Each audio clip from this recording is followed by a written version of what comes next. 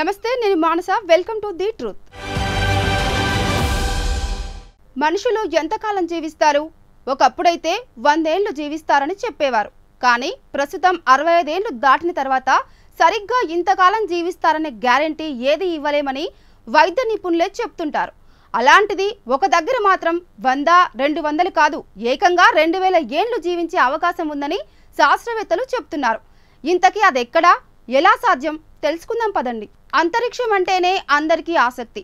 సాధారణంగా అయితే మినుకుమనే నక్షత్రాలు, చల్లని వెన్నెల, నిర్మలమైన ఆకాశం వంటివి చూడముచ్చటగా ఉంటాయి.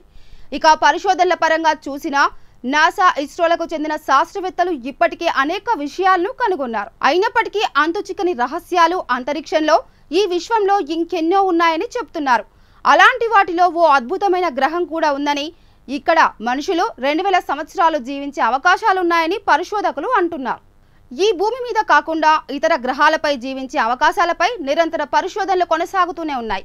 చంద్రుడిపై ఇప్పుడు కాకపోయినా ఏదో ఒకరోజు జీవించే వాతావరణ పరిస్థితులు ఏర్పడతాయని పేర్కొంటున్న శాస్త్రవేత్తలు, భూమి, చంద్రుడు కాకుండా ఇంకా ఏ గ్రహాలపై నివసించే ఛాన్స్ ఉందో కూడా అన్వేషణలు కొనసాగిస్తున్నారు.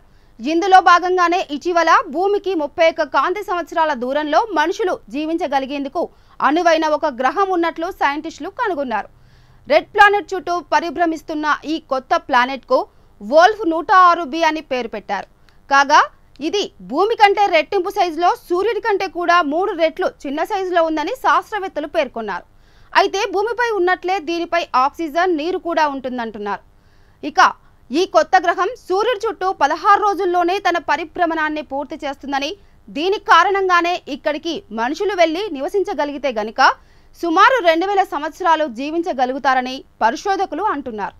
అయితే అది ఎలా సాధ్యం చేయాలనే అంశాలపై ఇంకా పరిశోధనలు కొనసాగుతున్నాయని శాస్త్రవేత్తలు పేర్కొంటున్నారు. సో త్వరలోనే మనం కూడా 2000 సంవత్సరాలు బ్రతికేయొచ్చన్నమాట. ఇది ఈనాటి ది ట్రూత్. నమస్తే.